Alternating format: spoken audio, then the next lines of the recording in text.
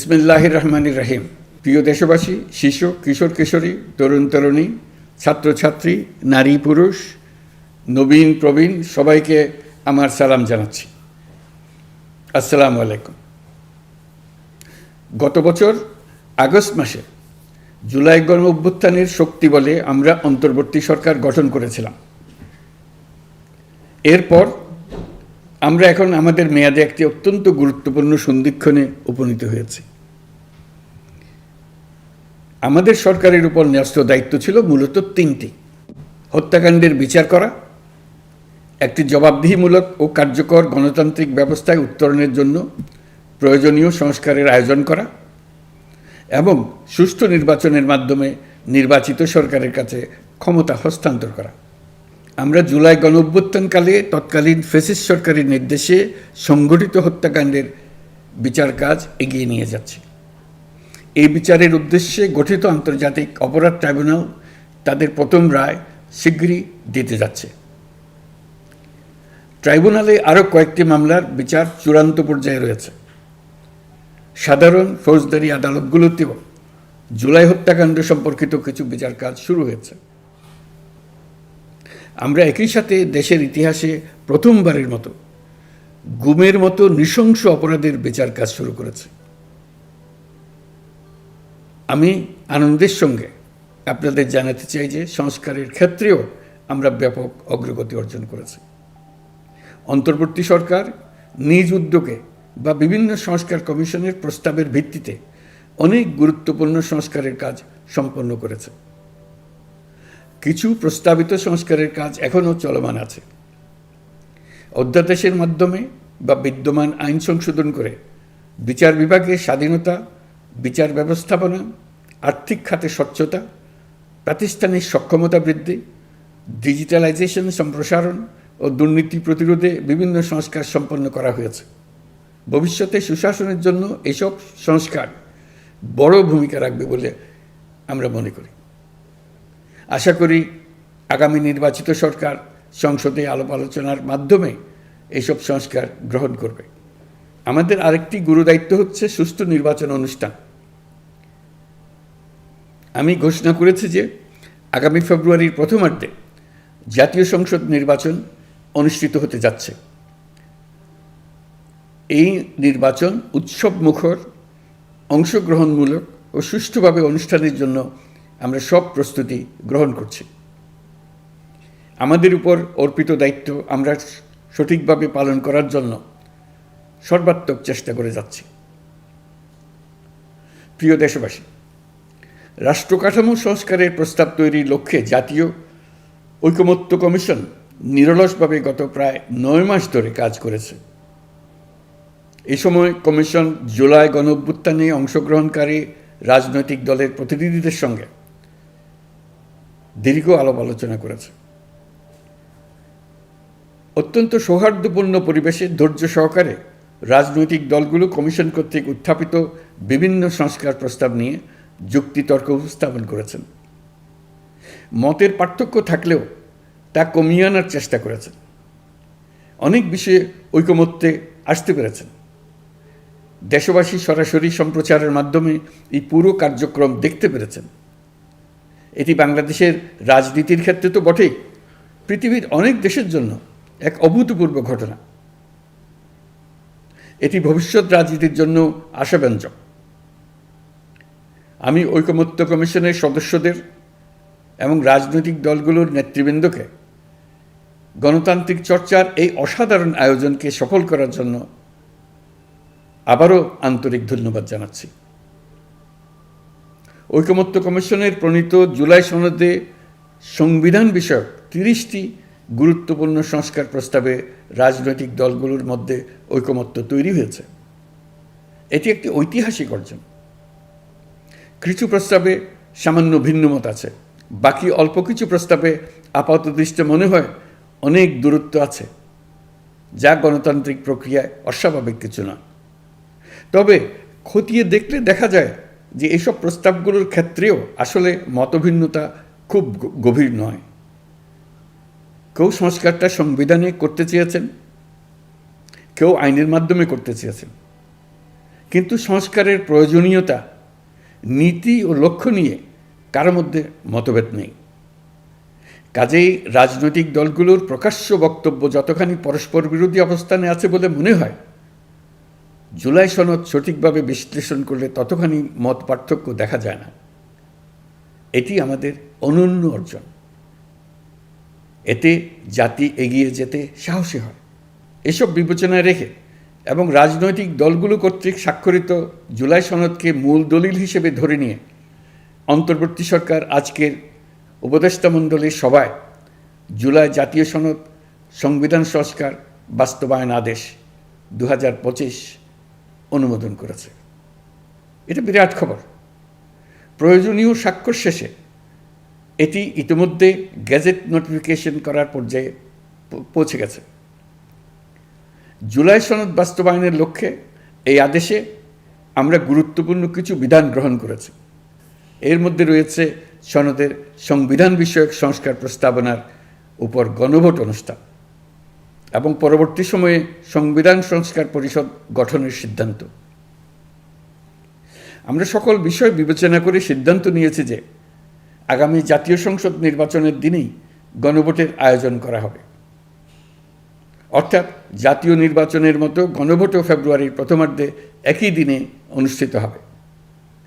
এতে সংস্কারের লক্ষ্য কোনোভাবে বাধাগ্রস্ত হবে না। নির্বাচন আরও উৎসবমুখর ও সাশ্রয়ী হবে। গণভোট অনুষ্ঠানের লক্ষ্যে উপযুক্ত সময়ে প্রয়োজনীয় আইন প্রণয়ন করা হবে। জুলাই সনদের আলোকে আমরা গণভোটের ব্যালটে উপস্থাপনীয় প্রশ্নও নির্ধারণ করেছি। আমি প্রশ্নটি এখন আপনাদের সামনে পাঠ করে শোনাচ্ছি। প্রশ্নটি হবে এরকম: আপনি কি জুলাই জাতীয় সনদ সংবিধান সংস্কার বাস্তবায়ন আদেশ 2025 এবং জুলাই জাতীয় সনদের লিপিবদ্ধ সংবিধান সংস্কার সম্পর্কিত নিম্নলিখিত প্রস্তাবগুলোর প্রতি আপনার সম্মতি জ্ঞাপন করছেন? ক, নির্বাচনকালীন সময়ে তত্ত্বাবধায়ক সরকার, নির্বাচন কমিশন এবং অন্যান্য সাংবিধানিক প্রতিষ্ঠান জুলাই সনদে বর্ণিত প্রক্রিয়ার আলোকে গঠন করা হবে। খ, আগামী সংসদ হবে 2 কক্ষ বিশিষ্ট। জাতীয় সংসদ নির্বাচনে দলগুলোর প্রাপ্ত ভোটের অনুপাতে 100 জন সদস্য বিশিষ্ট একটি উচ্চকক্ষ গঠিত হবে এবং সংবিধান সংশোধন করতে হলে উচ্চকক্ষের সংখ্যাগরিষ্ঠ সদস্যের অনুমোদন দরকার হবে। গ, সংসদে নারীর প্রতিনিধি বৃদ্ধি, বিরোধী দল থেকে ডেপুটি স্পিকার ও সংসদীয় কমিটির সভাপতি নির্বাচন, প্রধানমন্ত্রীর মেয়াদ সীমিতকরণ, রাষ্ট্রপতির ক্ষমতা বৃদ্ধি, মৌলিক অধিকার সম্প্রসারণ, বিচার বিভাগের স্বাধীনতা ও স্থানীয় সরকার সহ বিভিন্ন বিষয়ে যে 30টি প্রস্তাবে জুলাই জাতীয় সনদে রাজনৈতিক দলগুলোর ঐকমত্য হয়েছে, সেগুলো বাস্তবায়নে আগামী নির্বাচনে বিজয়ী দলগুলো বাধ্য থাকবে।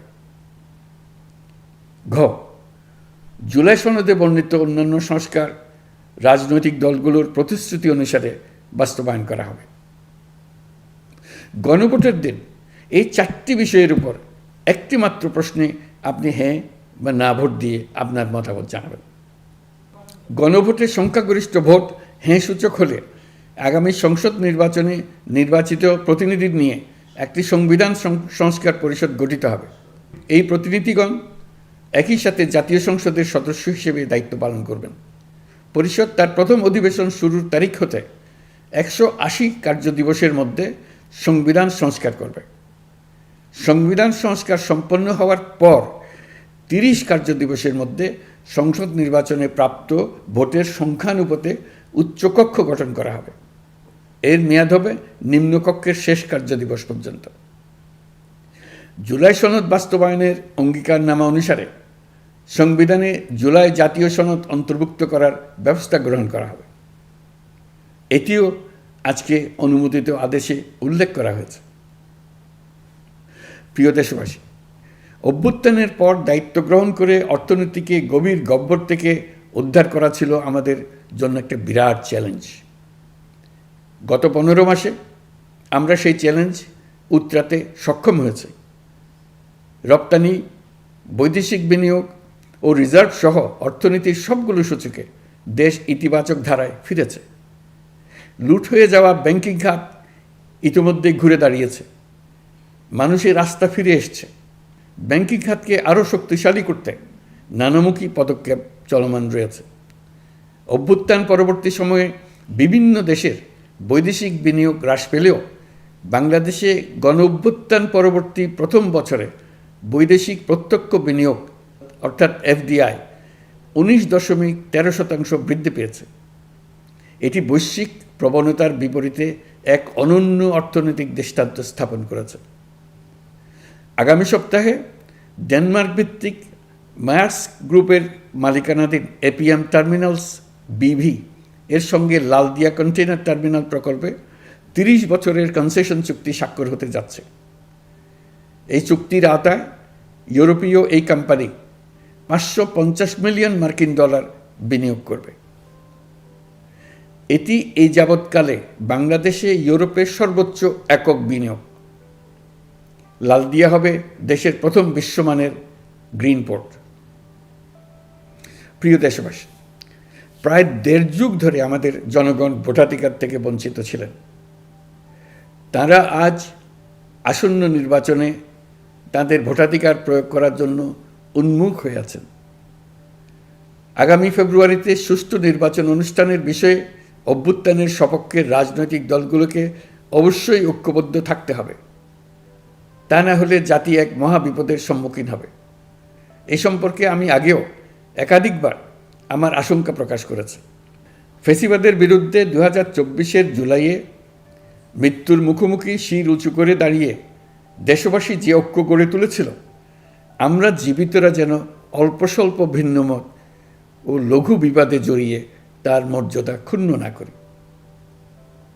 133 শিশু, শত শত তরুণ তরুণী, নারী পুরুষের মৃত্যু, হাজার হাজার মানুষের অঙ্গহানির যে আত্মত্যাগ, সেটিকে আমাদের সম্মান জানাতেই হবে।